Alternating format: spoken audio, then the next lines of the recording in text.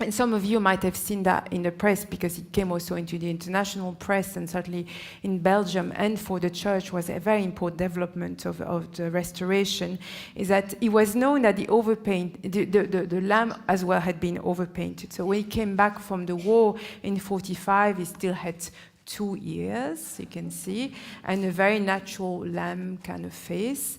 But then in 1951, when it was restored, Albert Filippo removed some overpaint and he revealed another set of ears.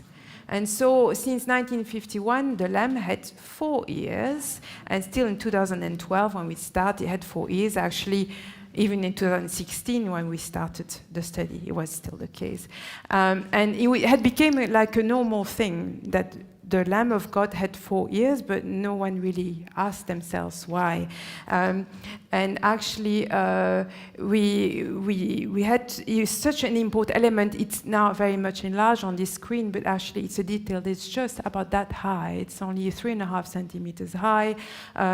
We had to, of course, investigate very carefully whether the original was still present underneath and whether it was in good condition. And we took a very long time to do this. Again, with the same scans from University of Antwerp, you could see, for example, that the nose on the original lamb that was not visible on the surface could be traced through looking at signal of mercury, which is typical of vermilion.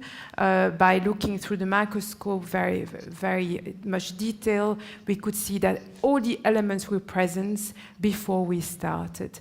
And it was a very slow and delicate result to reveal a lamb which is completely different and has shocked many in a positive and negative sense, because it's something you just do not expect, but which was eventually very, very well received and particularly interesting.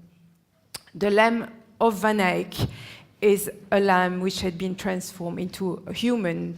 You see, the Lamb of Van Eyck, he has eyes placed in front like a human, but also the ears are lower in the skull like in a human skull.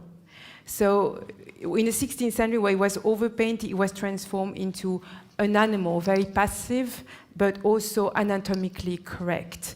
But Jan van Eyck has wanted to show this lamb with this very intriguing, staring expression, which must have had very much of an importance. He was completely capable of painting a lamb which was anatomically correct, but he made this choice of showing this human expression, which is very